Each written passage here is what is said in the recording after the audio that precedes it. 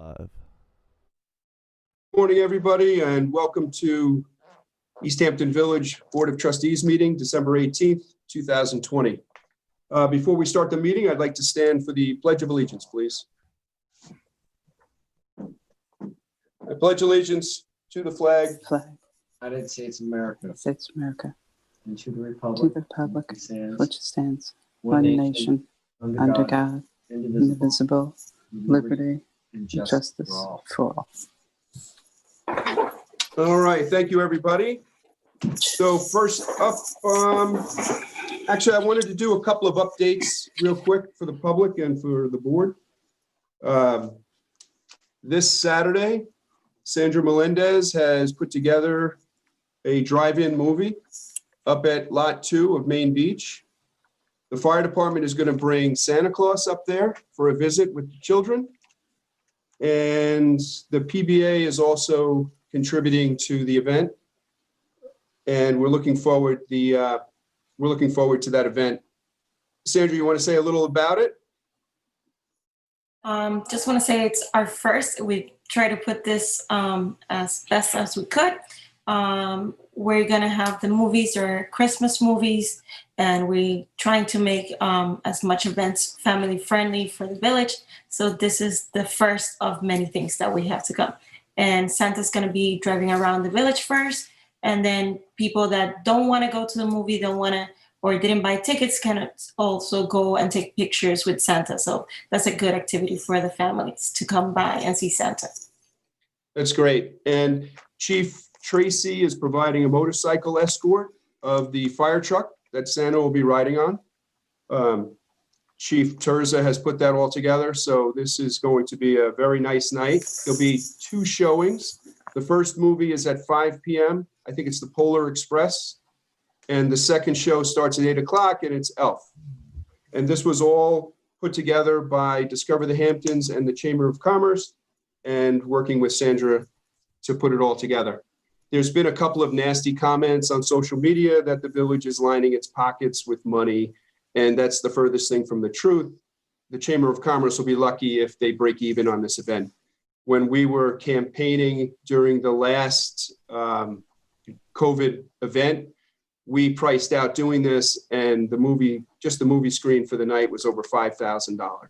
So no one is making a large amount of money on this. So I just wanted to clear that up for some of the comments that I saw on social media. So the next update I have is I've been working with our attorneys, and in reference to the PSE&G mess that's over on McGurk Street and King Street, and progress is being made, and we hope to have this resolved pretty soon. So that's that.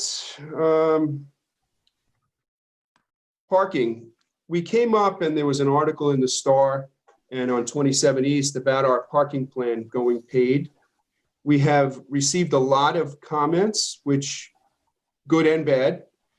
And I'm going to reschedule that for more conversation at our work session so we can hash out some of these ideas. Some of them are very good. So I think we'll put that back on for the work session in January, and then we can go over all of those things. Again, Sandra Melendez is heading up a committee along with my wife and Marcos's wife, and they are preparing a holiday dinner for the residents who are residing at the retreat. So I think that's a really nice effort. Again, PBA is contributing to the money for the food, and again, a really nice event that they're putting together.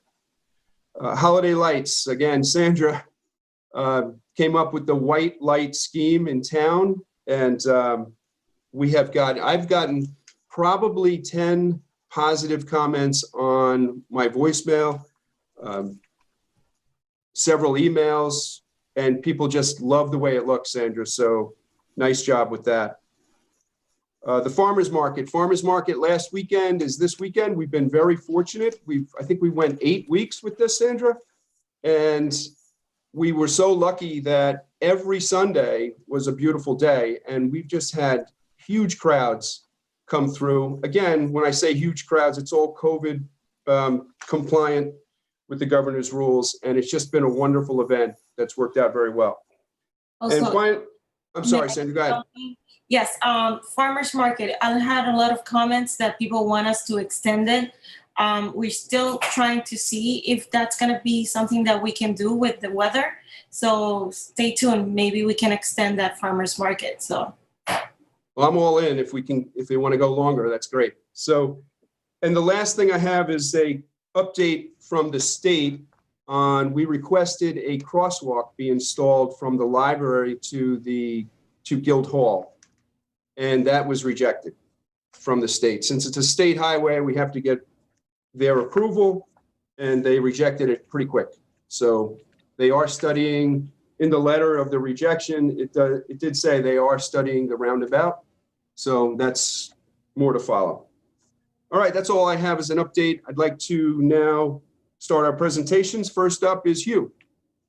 Well, doesn't everybody have an answer from for a question? Trustee Brown? Yes. You asked me to look into why we string lights on our Christmas trees.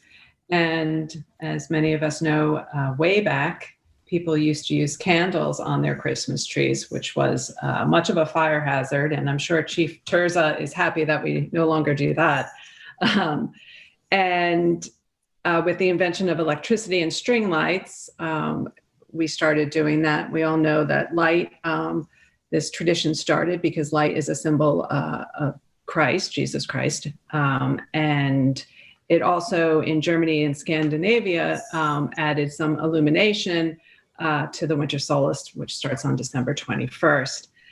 Then the presidents in 1895, they started stringing the White House Christmas tree, the national Christmas tree, with lights, and then the tradition really took off, and we've been doing it ever since.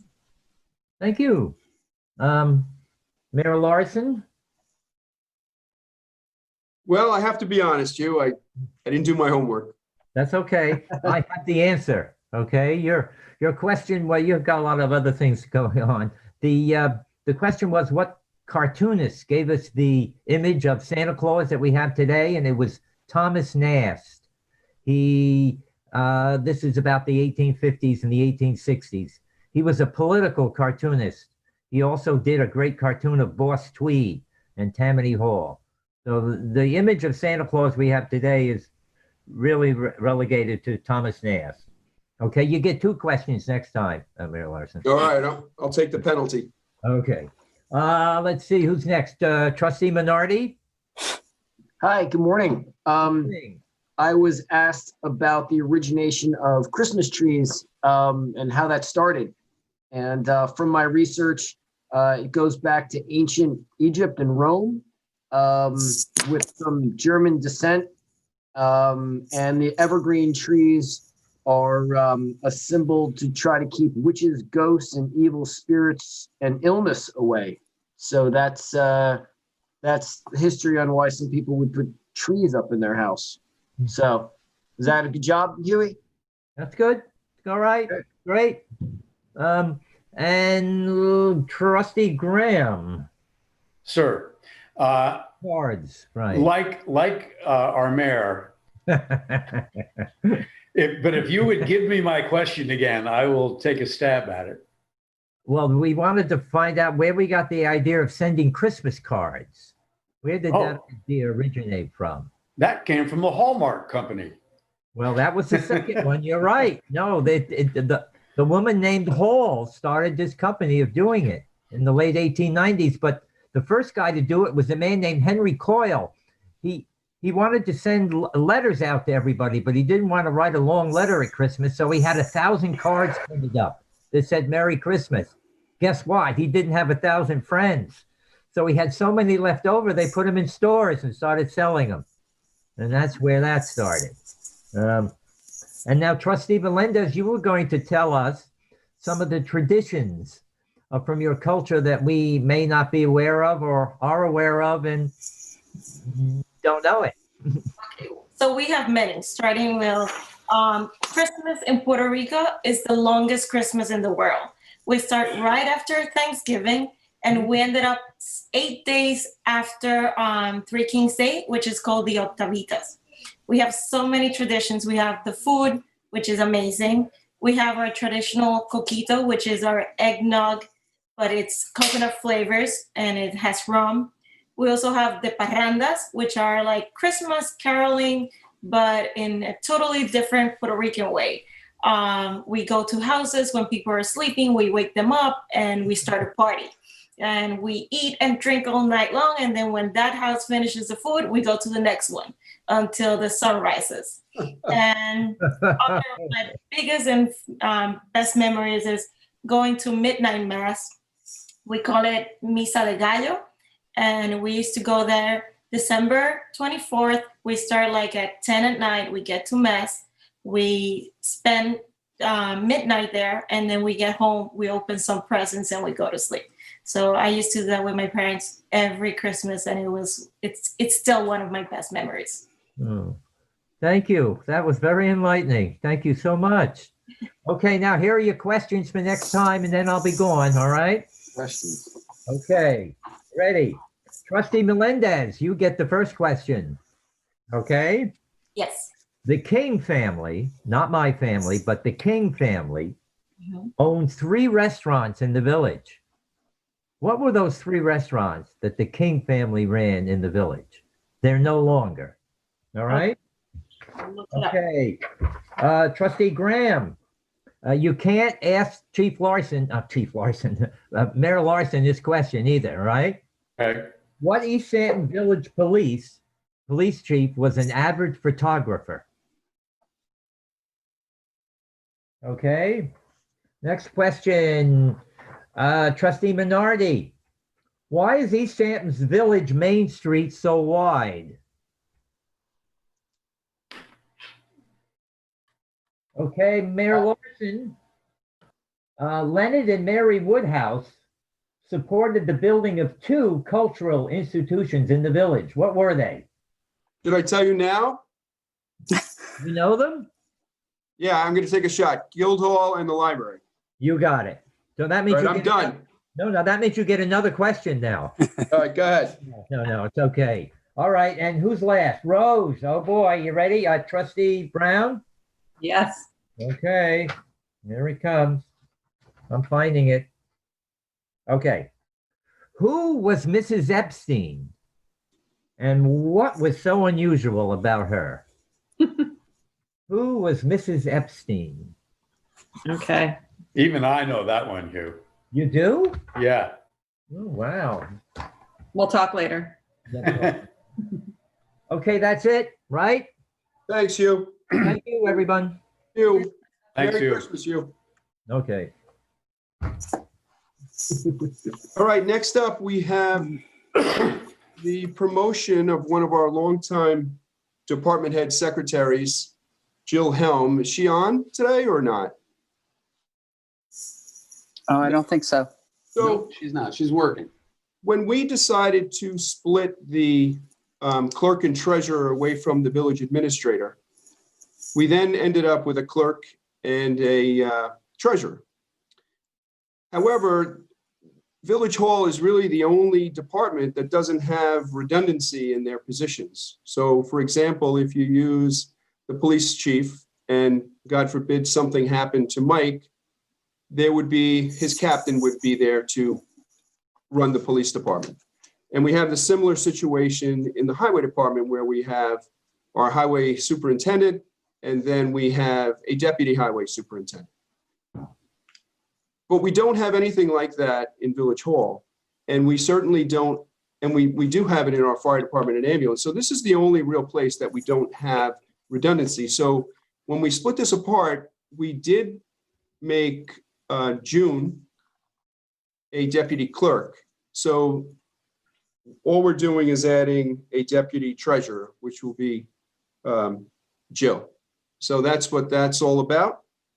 And congratulations to Jill. She's done a great job. She's been with the village for 22 years and she's done an outstanding job. And I know she'll do a good job as deputy treasurer. All right, next up, we have our auditors on, and they're going to tell us the financial. Excuse me? All right, Dan, you want to start off? Thank you. I'm actually going to have Frank Sluter, the managing partner and engagement partner, do more of the speaking. So I don't see him. I'm up at the top. Well, at least on my there you screen, are. the top. Okay. I apologize. How are You're you? moving around on us. Thank you, Mr. Mayor. As Dan said, my name is Frank Sluter. I'm the engagement partner on the Village's audit. Dan is our senior manager. Our responsibility as auditors are to give an opinion on the Village's financial statements, which includes the assets, the liabilities, revenues, expenditures, budgetary items, and the footnotes. I'm pleased to announce that once again, the Village has received an unmodified, or what some people may call a clean opinion. What that really means is that during the scope of our engagement, we did not become aware of any material modifications that had to be done to the financial statements, which means all the accounting records were reported in the financials. There was no omissions. And that's exactly what you would like from your auditor, is that a clean opinion. So once again, you received a clean opinion. We also had to give you a report on the government audit standards, a report on your internal controls. The internal controls are the controls that we look at that have to do with the financial reporting, meaning how do the assets get onto the books and records, how do the liabilities get onto the books and records, and the corresponding revenue expenditures. During that portion of our audit, we did not become aware of any material weaknesses, any deficiencies, or any non-compliance. So as a whole, from a financial statement standpoint, all of your controls are working, which is great. I'd like to highlight a few of the items within the financial statements, and I apologize, they're probably close to 60, believe it or not, they're almost close to 60 pages long. We apologize for that, but accounting regulations require us to put a lot into a Village's financials. You probably have more in your financial statements than General Motors does, to be truthful. I mean, just think about the size of General Motors compared to your organization, and you have more disclosure requirements than they do. From a budgetary standpoint, the revenues exceeded budgeted amounts by almost 1.2 million. From there, licenses and permits were a big portion, almost 200,000 above budgeted amounts. And state and county aid, mortgage recording taxes, 911 revenue exceeded budgeted amounts by almost 300,000. From an expenditure standpoint, expenditures were under what budgeted amounts were of almost $340,000. Most notable for that had to do from the transportation division. Purchase of equipment, maintenance of equipment was down. Snow removal, which was down. Unfortunately, you don't always have control over that, as we can tell by today. But at least you didn't expend those items in the prior year, and hopefully you'll have the same in the current year. From a capital project standpoint, the Village expended almost $4.2 million in the fiscal year for capital projects. 1.4 million was utilized for the Northwest substation. The Domini workshop was almost 700,000, which is funded by outside contributions as well as by Village general funds. Fire trucks were purchased of just short of $800,000, which was all funded by the general fund. You had street pavings in the fiscal year of roughly 530,000, and ambulances purchased utilizing general fund of 471,000. So those are your most notable capital expenditures for the year. From a debt perspective, you had bond principal payments of $865,000, bringing down your total debt down to $4.45 million. You did have a new bond proceed this year, which, as I had said earlier, for the Northwest substation, which was for the same 1.4 million. You also refunded in the current fiscal year 2 serial bonds. By doing so, you had an estimated savings of about $161,000. From a general fund balance sheet perspective, your unassigned fund balance, which means assets that are not encumbered or restricted, was just at $6 million, which means those are funds or assets that can be utilized for general items of the village. They're not encumbered by any restrictions currently. That's not to say they can't be in the future, but as of your fiscal year end, they were not encumbered. From a global perspective, or your government-wide financials, which are your financial statements that are that encompass everything, I'd like to make note that currently your net post-employment benefits, which is your health insurance that you'll be paying for your retirees, the total obligation, which is an unfunded obligation because you're not allowed to fund this based on New York State law. It's a pay-as-you-go, is at $23 million right now, of which you expended $704,000 in the current year for retiree health costs. Currently, you have pension plan liabilities of $13 million, of which New York State Police and Fire accounts for $4.8 million. The New York State Employer Retirement System accounts for $5.1 million. LOSAP, which is your Length of Service Awards program for ambulance, accounts for $2.3 million, and the fire department accounts for $9.3 million. I'd like to make note on the LOSAP, the ambulance is currently funded about 76% of the full 2.3, and the fire department is funded roughly at 52%. I'd also like to make mention that during the scope of our audit, the village did not enter into any transactions or record anything that it did not have the required backup for. So there was no entries that were made to change items in the financial statements unless there was backup and adequate backup. There were no changes in accounting policies from one year to the next, which is nice because sometimes that can change the numbers, and not intentionally, just because accounting requires certain items to be changed. We didn't have any of that this year. There were no disagreements with management or the staff during the scope of our audit. We had full cooperation from everyone, from all the staff and the employees. And you have to understand, as auditors, sometimes we can be a little intrusive. We don't mean to, but it does happen from time to time. And we always had the cooperation and always received anything and everything we requested. So Dan and I would like to thank everybody for that. And this concludes my presentation. Dan, do you have anything to add, or is that it?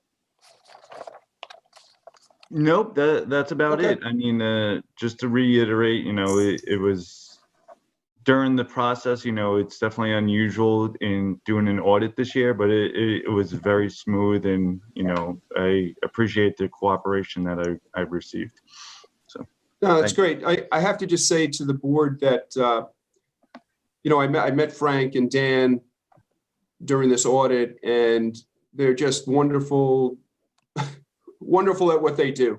And it was a great pleasure to sit down with you for, the time that we had, and you went over a lot of things, and it was really very helpful for me. I know that. And I know Dominique is doing a fantastic job, and she deserves a lot of credit for everything that's in order here. So, yeah, that she does. Yes. Great. Yeah. Thanks so much. I would agree with that. So thank you, guys. Thanks. And if that's it, happy holidays. Same. Happy holidays to all. And we'll talk to you everyone soon. Stay safe. Great. Thanks a lot. I would just like to thank too all of the staff at Village Hall. As you mentioned, Mayor, this was a nice report. It sounds great, and it sounds like we're in good, financial shape through the, and this report was done through the end of July 31st, 2020. So thank you to everyone who's involved in it, and it's good news. Revenues are up and our costs were down. Yeah, exactly. All right, so next up, we have a public hearing. If June, if you could read the hearing. Sure. Introductory number 6, 2020. A proposed amendment to Chapter 267 Vehicles and Traffic to remove the requirement of displaying parking receipts while parking in the Robert G. Rudishan parking lot and Barn Skank parking lot. Section 1, Purpose. The purpose of this law is to remove the requirement of displaying parking receipts for the parking in the Robert G. Rudishan parking lot and the Barn Skank parking lot. The Village of East Hampton has purchased a new auto chalk equipment which renders the old parking receipt system obsolete. The new equipment will allow the village to enforce the parking in the time lots without the need for the parking receipts. All right, great. Is there anybody on the line who would like to be heard? Yes, let me unmute the caller.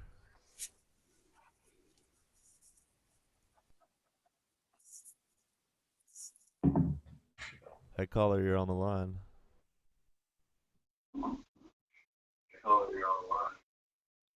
Oh, it's Gusty and Jack Folks. But I didn't want to comment on that. Trying to comment on something unrelated. Hey, Gusty, just hold on the line for a minute, and we're going to be going to public comment in a couple of seconds. I just wanted to see if anybody's on the line. Anybody else on the line, Jody? There's currently nobody else on the line. All right, do I have a motion to close the hearing? Make a motion. Seconded. Seconded, all in favor? Aye. Aye. All right, the hearing is closed. All right, Gusty, if you're on, it's time for public comment, so. Okay, great. Wonderful. This actually has to do, and Rose just actually mentioned having thanked all the village employees. And Jack and I, over this past year, and of course this is the time of the year that we try to be thankful to the people who've helped us throughout the year, whether or not it's my bookkeeper, my banker, or especially people in the village hall and the highway department have been so gracious to us over this past year. And of course, this is a special kind of year. It's been so unusual for everybody. But it came to our attention that in gift giving, that the maximum amount of money that is allowed is $75, which is certainly archaic. And we've got a 16-year-old grandchild, and if I tried to give her $75, I think it would be kind of almost laughable. I mean, you can't get breakfast at John Pappas for $75.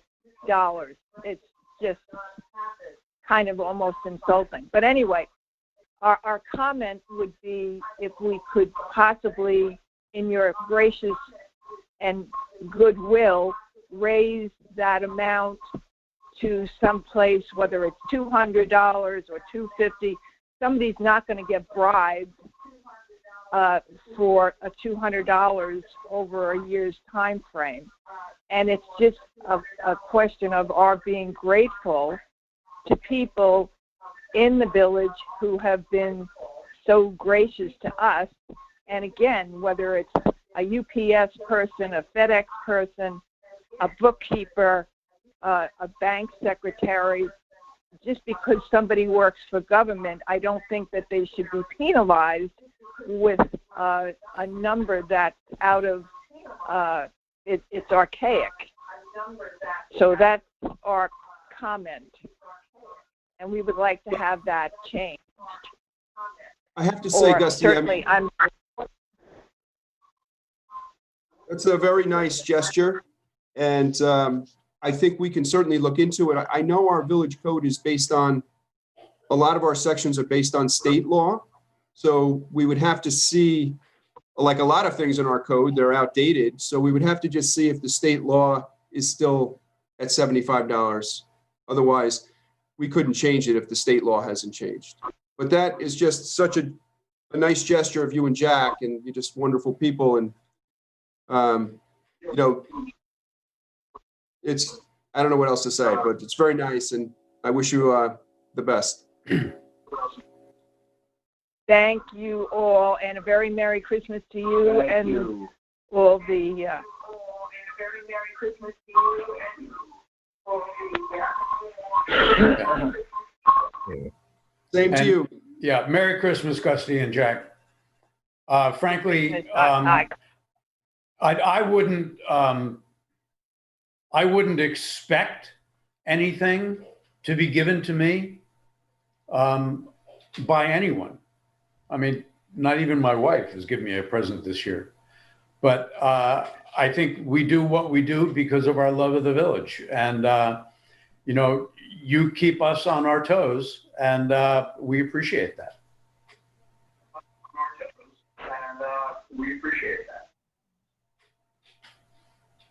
Hey, Jody, any other comments?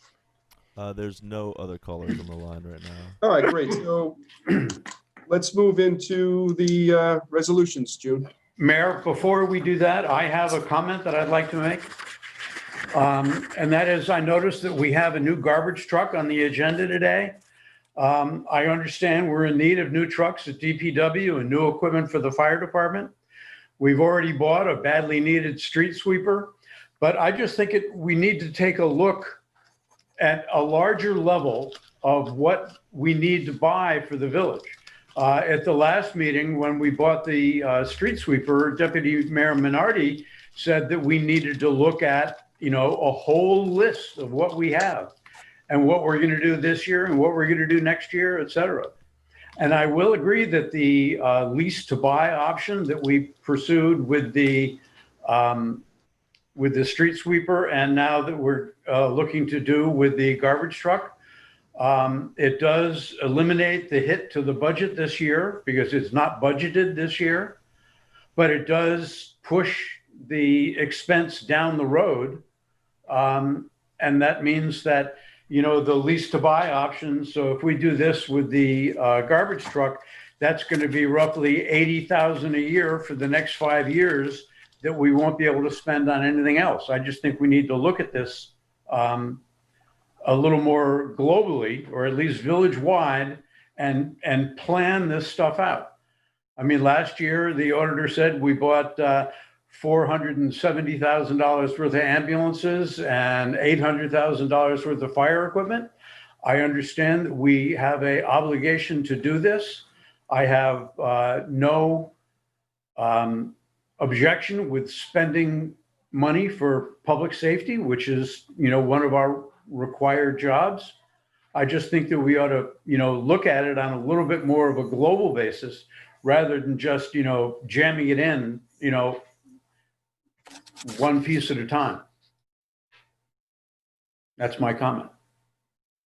Okay, but this vehicle needs to be replaced.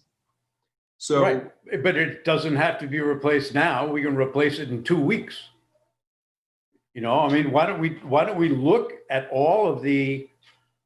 I also, Tiger, just so you know, I have the fire department looking at a similar program to lease to own. I understand.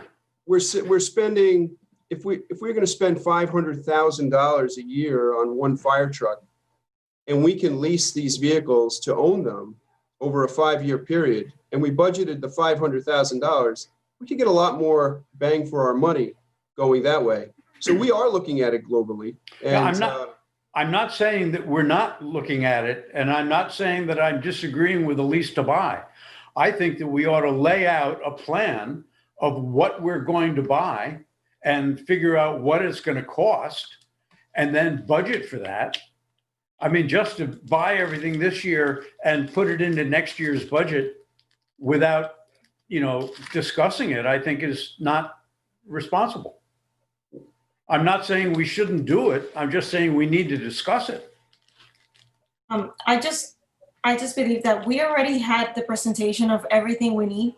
we are well aware that there's a lot of things to be replaced. Right now, DPW is in dire strait. Nothing has been updated. Our trucks are falling apart, and we just have trucks with pieces from different other trucks. It's a necessity now, and I think just putting it away for 2 weeks is not going to change nothing. Like you said, we can see it in 2 weeks. Let's see it today. It's something that is needed. DPW needs their equipment in order to keep our village clean. So I think this is a necessity. We're doing a lease. We're not spending the whole amount now.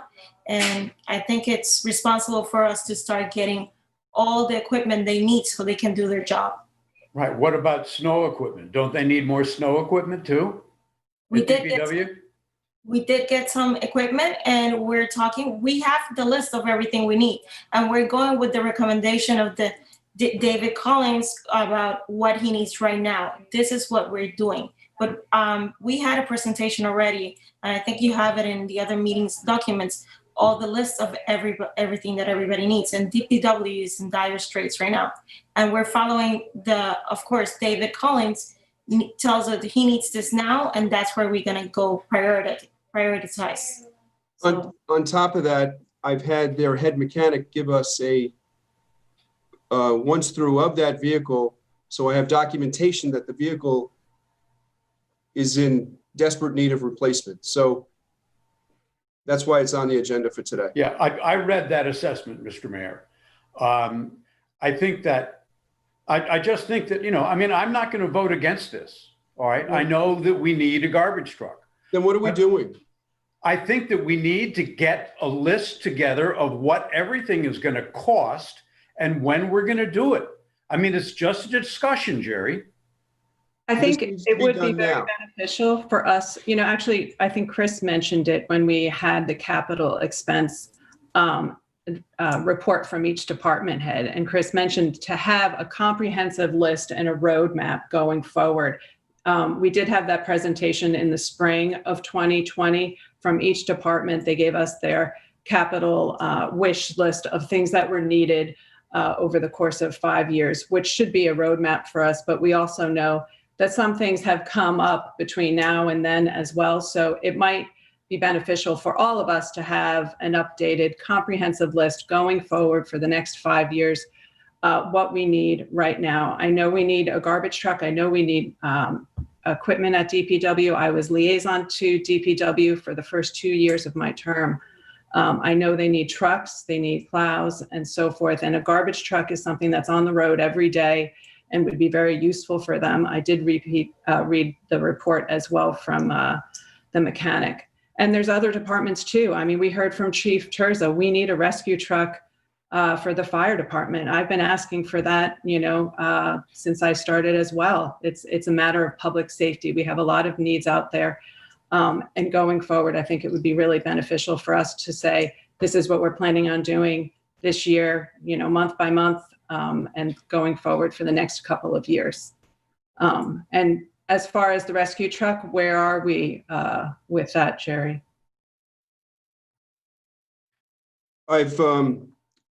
Chief Terz is working on that. Like I said, we are looking to do a similar program that Dave Collins came up with, where we can lease these things to own. We're so far behind the 8 ball on these things, that it's just not going to be cost effective to go out and purchase these vehicles. They're $500,000 vehicles. If we can do it over a 5-year period, we can obtain many more vehicles that way than we can, purchasing them outright. So that's where we are with that. So if I could weigh in on this, just to get my 2 cents in, I recognize everyone's point on this. However, how I feel is that we need this garbage truck, and we kind of need it sooner rather than later, as per David Collins. No one's disputing that. I mean, no, exactly. So I think that we have the opportunity to get this truck, and it might not be something that we planned on, but we need it really bad. Keeping the village clean is a #1 priority to all of us. And when it comes to the fire truck, and Rose, I know you probably know this as well, you can't just go out and buy a fire truck. Fire trucks have committees and they sometimes even take more than a year to order and to get.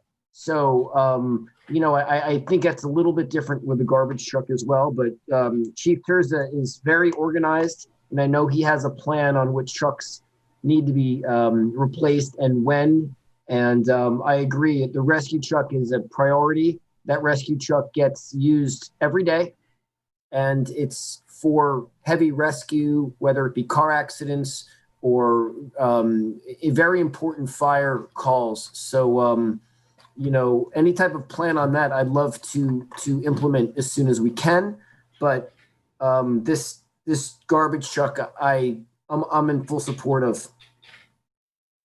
Yeah, I think we all are. No one's disputing that. I think we're saying, if we could get a plan, you suggested it, Chris, actually at our last meeting, about all of the capital expenses and the equipment that we need going forward, that would be really beneficial for sure. Yeah, I just think we need a plan, not just plugging holes. I know they pop up. And I think plugging holes. We have the 5-year. We have the 5-year request from everybody, and we're looking into everything. But right now, we have the ability to buy this garbage truck that it's needed, that we use it every day. So we should just do that. And we are in the process. We already got the presentation of what we need, and we're in the process of seeing. Like you said it, we have a good moment to start doing maybe a bond or something. We have to look into that, and we're looking at it. It doesn't mean we're going to do it from one day to another. Right. But I don't think we're plugging a hole. We're just getting what we need. It just seems to me that we're kind of playing whack-a-mole right now. And I think that we need to go on just lay out what we're going to do and budget for it. That's all. I'm in full support of the garbage truck. Okay. I think we need to be more organized about it, though. Thank you. Anybody else? All right, let's move on. June? Okay, now, resolutions. Number 1, make a motion to approve claim vouchers for the month of December. So move. Second. All in favor? Aye. Passed and carried. Number 2, make a motion to approve warrants as listed, general fund number 24, number 25, number 27, and number 28, trust fund number 22, and LoSAP number 26. So moved. Second. All in favor? Aye. Passed and carried. Oops, sorry. That's okay. Number 3, approve budget transfer schedule number 1, reference number 5, dated 11/13/2020. So move. Second. All in favor? Aye. Passed and Number carried. Number 4, sorry, not that I'm anxious. Number 4, make a motion to approve department reports. So moved. Second. All in favor? Aye. Passed and carried. Number 5, adopt introductory number 6-2020 as local law number 6-2020, hereby amending Code Chapter 267, Vehicles and Traffic, to remove the requirement of displaying parking receipts while parking in the Robert G. Rudisham parking lot and the Barn Skank parking lot. So moved. Second. All in favor? Aye. Passed and carried.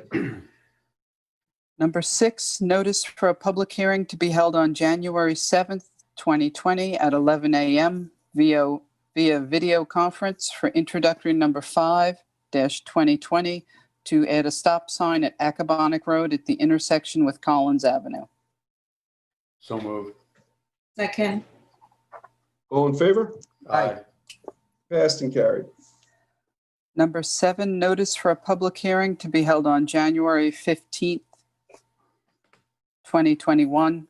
On number 6, I don't know if I said January 7th, 2020. It should have been 2021. All right, number 7, notice for a public hearing to be held on January 15th, 2021 for introductory number 7-2020 Proposed amendments to Code Chapter 267, Vehicles and Traffic, subsection 267-4, Parking Prohibited in Designated Locations, subsection 267-7, Parking Time Limited in Designated Locations, and subsection 267-11, U-turns and left turns prohibited in designated locations, to address a number of parking and safety concerns within the village. So move. Second. All in favor? Aye. Passed and carried. Number 8, adopt resolution number 73-2020, hereby appointing Jill Helm to the titles and duty of Deputy Treasurer/Clerk at an annual base salary of $69,847, effective January 1st, 2021. So moved. Second.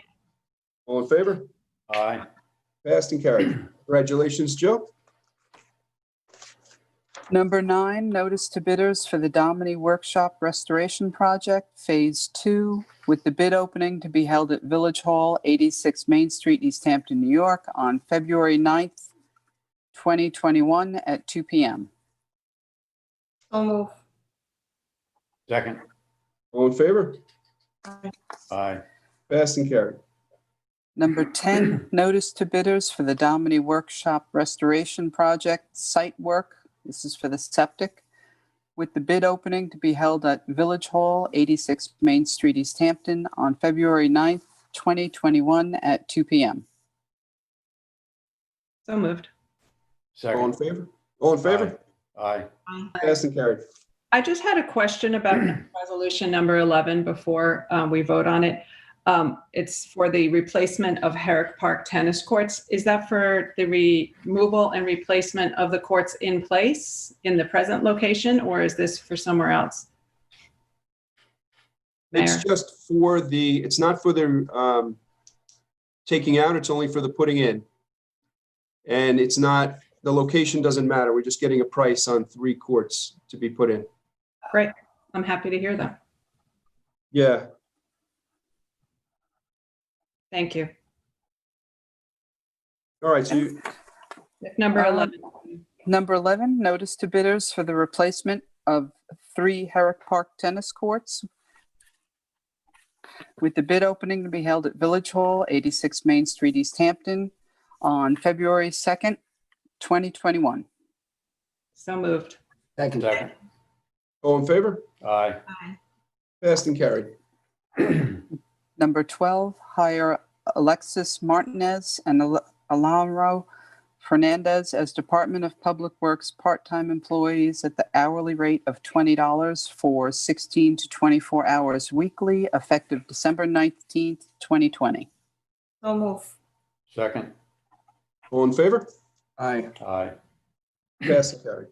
I'd just like to say I'm really excited about a little bit more help for DPW. So thank you, Mary Larson, for allowing this and getting Dave Collins some extra work. This is great. Sorry. Thank you. Number 13, accept the annual financial audit performed by Sadie and Partners for the 2019-2020 fiscal year. So move. Second. All in favor? Aye. Aye. Passed and carried. Number 14, adopt resolution number 74-2020, hereby approving the creation of new revenue account codes. A2599 demolition permits, A1710 public works, that's for reimbursement for road work being done by DPW contractors and utilities. A1741 parking meter fees, park mobile income. So move. Second. Second. All in favor? Aye. Passed and carried. Number 15, accept Joseph Borowski's resignation as a member of Fire Department Company Number 6, effective November 30th, 2020. So moved. Second. All in favor? Aye. Passed and carried. 16, accept the resignation of part-time paramedic Miranda Schultz, effective immediately as per December 3rd memo from Chief Tracy. Moved. Second. All in favor? Aye. Passed and carried. Number 17, employ Jonathan M. Millings as a per diem paramedic at the hourly rate of $28, effective immediately as per memo from Chief Tracy dated September 30th, 2020. So moved. Second. All in favor? Aye. Passed and carried. Number 18, acknowledge December 14th condition report of the 2000 F550 garbage packer as submitted by Andrew Edwards, Fleet Manager. So move. Second. All in favor? Aye. Passed and carried.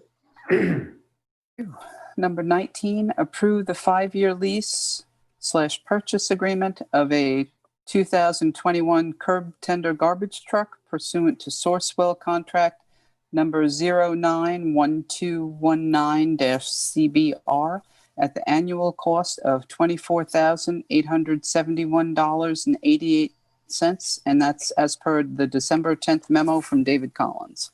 So move. Second. All in favor? Aye. Passed and carried. Number 20, approve the dissolution of the Centennial Committee. So moved. Second. All in favor? Aye. Passed and carried.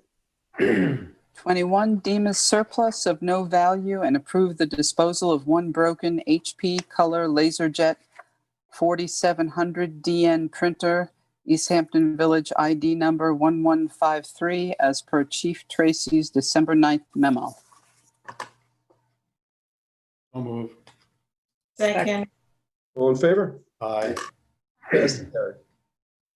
Number 22, notice for a public hearing to be held on January 15th, 2020 for introductory number 8-2020, a proposed amendment to Code Chapter 267-5C, Vehicle and Traffic, Beach Parking, to include lifeguards that are East Hampton Village Ocean Rescue members, with the volunteers entitled to one resident beach parking permit at no cost. I think, Joan, you meant to schedule the hearing for 2021. And I will make that motion. Oh, thank you. I second that. All in favor? Aye. Passed and carried. And that, Deputy Mayor Chris Minardi put this forward, and I thought that was a great idea to recognize those volunteers as well. Yeah, thank you. If I could just touch base on this, our current ambulance and our fire department volunteers all get the opportunity for a Village Beach sticker, and that courtesy was not extended to the Ocean Rescue Squad. And we as a village do recognize them as an emergency service. So this is a long time coming, and I'm really happy to be able to offer that to our lifeguards and ocean rescue volunteers. And the more we can get them on our beaches, the better. So thank you for this. I'm excited. Perfect. Number 23, adopt resolution number 75-2020 in support of the Methodist Lane Bioswale project and allow the Surfrider Foundation to complete the project on village-owned land. So moved. Second. All in favor? Aye. That's great. Thank you. Passed and carried. That's a great project that the Surfrider Foundation, in coordination with the LVIS, are putting forward. Using CPF money that was approved by the town. And it's going to go a long way in helping with that surface runoff and hopefully the cleanliness of Hook Pond. So thank them very much for doing that.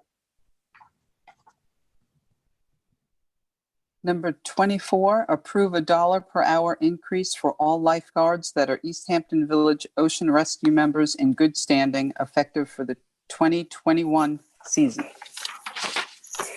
So move. So, second. All in favor? Aye. Passed and carried.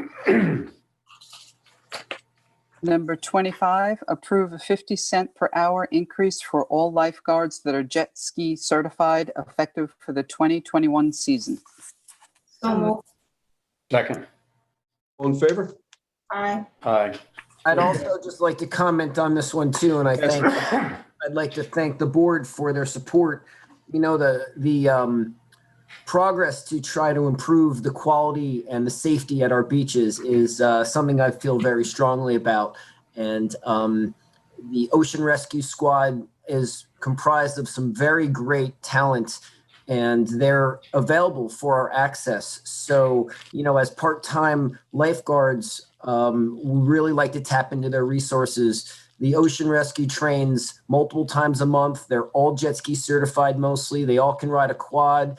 They all have NIM certifications. They all take the bloodborne pathogen domestic violence course every year. And you can take any one of these guards and plug them into any lifeguard stand on the East End, if not the country, with no problem. They're responsible. They're respectful. They show up on time. They're really great people. And I'm looking for a way to attract better, senior, more quality lifeguards to our village beaches. So the jet ski and the ocean rescue items that we've just approved, I think will go a long way. It also could possibly help support that organization with some more members for our whole community, whether it be the town or the village. You know, we have to support the Ocean Rescue Squad because they really do support us.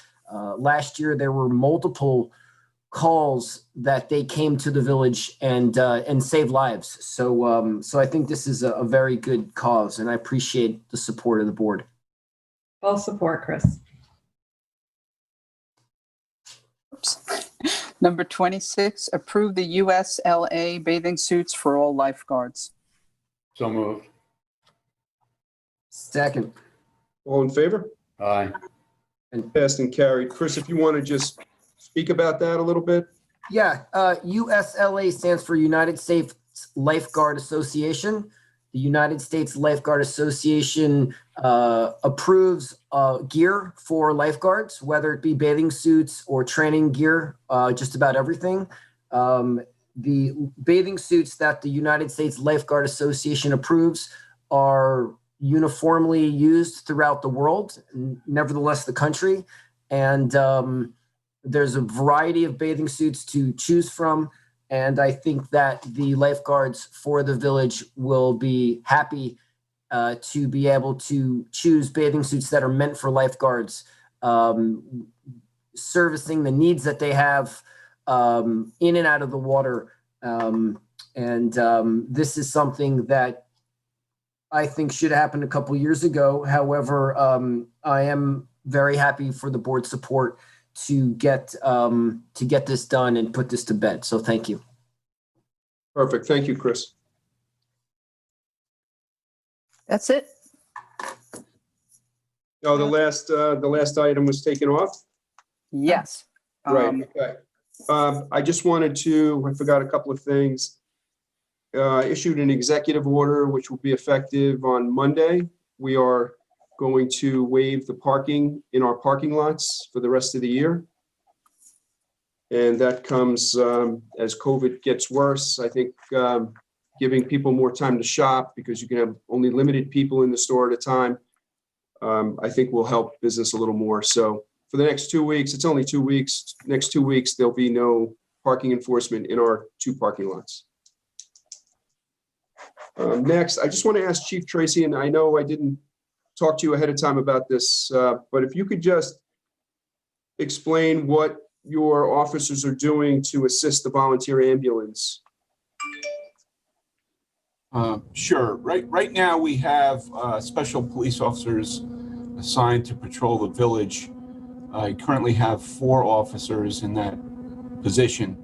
And recently we've had those officers trained by the Ambulance Association under the supervision of the ambulance chief, Lisa Chard, trained to drive those ambulances and to operate the cab and cockpit portion, basically, of the ambulance. They're not on the ambulance to provide first aid, but they're there primarily for the purposes of driving the ambulance when no one is available to roll that ambulance out onto the street. So it's actually something, Mr. Mayor, that you had implemented probably more than 10 years ago, we had a shortage of drivers. And, you know, regardless of having an EMT at the scene or even a paramedic at the scene of an incident, if that ambulance doesn't roll or get on the road, there's a substantial loss of time on the call.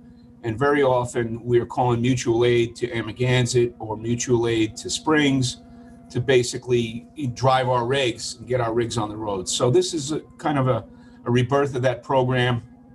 We just started this past week, and you know, we're going to help out with the Ambulance Association whenever we need to. And if one of the drivers from the ambulance shows up at the call scene, by all means, we turn the rig over to them, and our officer goes back on patrol in the village. So it's something we did in cooperation with the ambulance chief. She supports it, and I think it's overall it's going to be a good thing for the village residents and the people that live within the protection district that the East Hampton ambulance provides. Yeah, thanks, Chief. It's all in really our goal is to, you know, get to help the volunteers, because there are a lot of calls, and there are some people who are not responding because of the COVID threat. So this is just an attempt to help the volunteers get the ambulance on the road, and it's not in any way trying to replace our volunteers. So I just want to be clear on that. Right. And you know, we want to work as a team, and that's our goal. So I know the chief of the ambulance is behind this, and so is our chief of police. So that was really the only update I wanted to give, but I think that's going to go a long way to help get the ambulance on the road. That's all I have. We are not going into executive session. So we had that on the agenda, but that's been pulled. So that is all I have. I'm looking for a motion to close the meeting. Jerry, one quick thing is, did they skip over the wetlands flagging resolution, or was that, it was on my agenda, but maybe I haven't. No, Billy asked us to pull that off. Okay. He wasn't ready yet for that. Okay. So that's been pulled. All right, so can I get a motion? I make a motion to end the hearing. Second. All right, all in favor? Aye. Carried. Thank you, everybody. Happy holidays, and we'll You see too. you in January. Happy holidays. Thank you. Merry Christmas to everybody.